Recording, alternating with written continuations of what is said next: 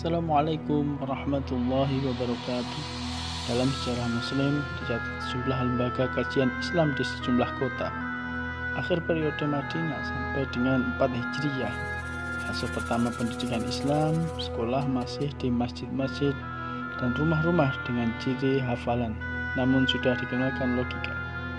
Selama abad ke-5 Hijriah, selama periode Khalifah Abbasiyah, sekolah-sekolah didirikan di kota-kota dan mulai menempati gedung-gedung besar dan mulai bergeser dari mata kuliah yang bersifat spiritual ke mata kuliah yang bersifat intelektual, ilmu alam, dan sosial.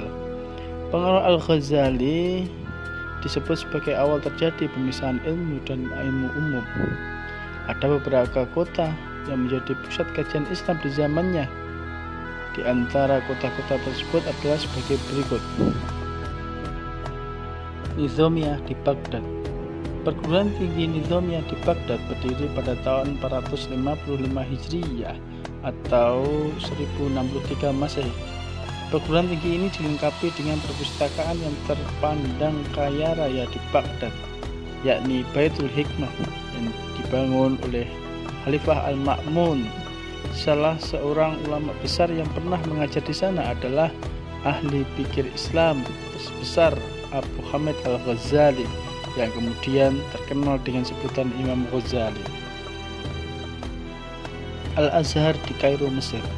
Panglima besar Juhari As-Sikili pada tahun 362 Hijriah atau 972 Masehi membangun perguruan tinggi Al-Azhar dengan kurikulum berdasarkan ajaran sekte Syiah.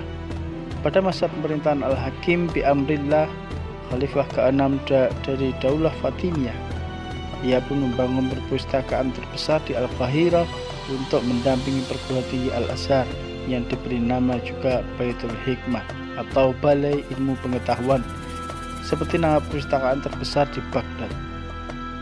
Perguruan tinggi Cordova. Adapun secara singkat Cordova dapat digambarkan demikian, bahwa di tangan Daulah Umayyah, semenanjung Liberia yang sejak berabad-abad terpandang daerah minus berubah menjadi daerah yang makmur dan kaya raya. Pada masa berikutnya Cordova menjadi pusat ilmu dan kebudayaan yang gilang gemilang sepanjang zaman tengah. Cordova ini terletak di daerah Spanyol. Kairawan Amir Nizam Al-Muluk di Maroko. Perguruan tinggi ini berada di kota Fez atau Afrika Barat yang dibangun pada tahun 859 Masehi oleh putri seorang saudagar hartawan di kota Fez yang berasal dari Kairouan atau Tunisia. Pada tahun 305 Hijriah atau 918 Masehi, perguruan tinggi ini diserahkan kepada pemerintah dan sejak itu menjadi perguruan tinggi resmi yang perluasan dan perkembangannya berada di bawah pengawasan dan pembiayaan negara. Seperti halnya perguruan tinggi Al-Azhar, perguruan tinggi Kairouan masih tetap hidup sampai kini. Di antara sekian banyak alumninya adalah pejuang nasionalis Muslim terkenal di mana-mana. Beberapa cendekiawan Muslim bisa dibagi ke dalam 3 bagian. Cendekiawan Muslim klasik. Periode klasik mencakup rentang masa pasca pemerintahan Khulafaur Rasyidin hingga masa imperialis barat. Rentang waktu tersebut meliputi awal kekuasaan Bani Umayyah, zaman keemasan Islam, dan kemunduran Islam secara politis hingga ke awal abad 18. Ibnu Sina. Sebagai ilmuwan, Ibnu Sina telah berhasil menyumbangkan buah pemikirannya dalam buku karangannya yang berjumlah 276 buah. Di antara karya besarnya adalah Asy-Syifa, berupa ensiklopedia tentang fisika, logika, dan matematika.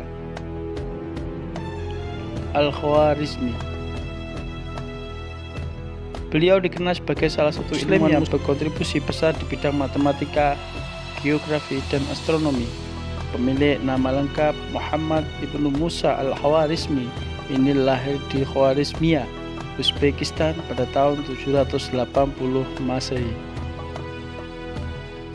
Al-Farabi. Apabila Aristoteles dikenal sebagai guru pertama, maka Al-Farabi dijuluki sebagai guru kedua dan bapak logika Islam. Sepanjang hidupnya Al-Farabi menulis lebih dari 100 buku berbahasa Arab dalam bidang filsafat, sains, kedokteran, musik, dan lain-lain. Ibnu Khaldun.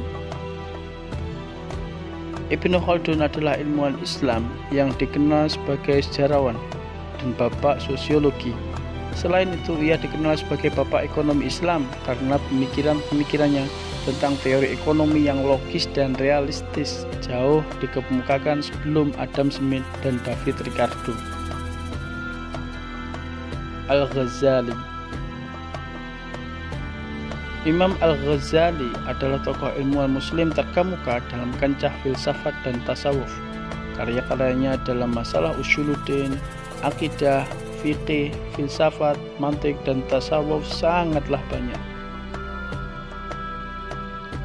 Al-Kindi. Al-Kindi memiliki kontribusi besar dalam bidang filsafat. Oleh karenanya, ia dijuluki juga sebagai filsuf Arab.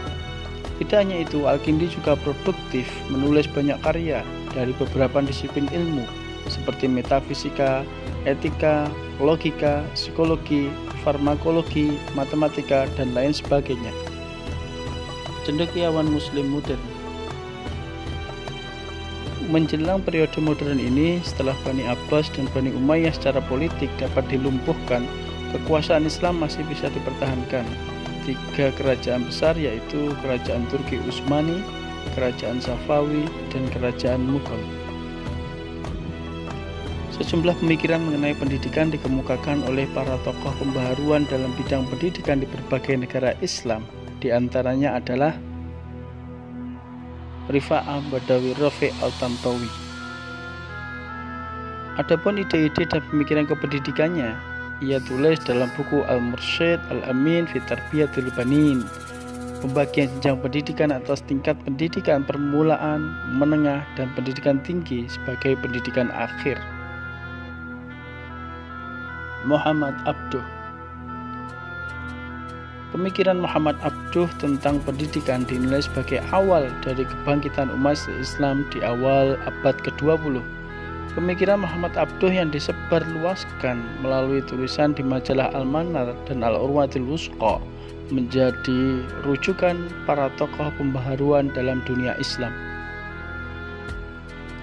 Cendekiawan Muslim kontemporer. Mengamati perkembangan Islam kontemporer, sedikitnya ada 5 tren besar yang dominan. Di antaranya adalah fundamentalis. Kelompok ini adalah kelompok pemikir yang sepenuhnya percaya kepada doktrin Islam sebagai satu-satunya alternatif bagi kebangkitan umat dan manusia. Para pemikir yang punya kecenderungan tersebut antara lain adalah Sayyid Qutb, Muhammad Qutb Al-Maududi, dan lain sebagainya. Yang selanjutnya yaitu tradisionalistik atau salafi.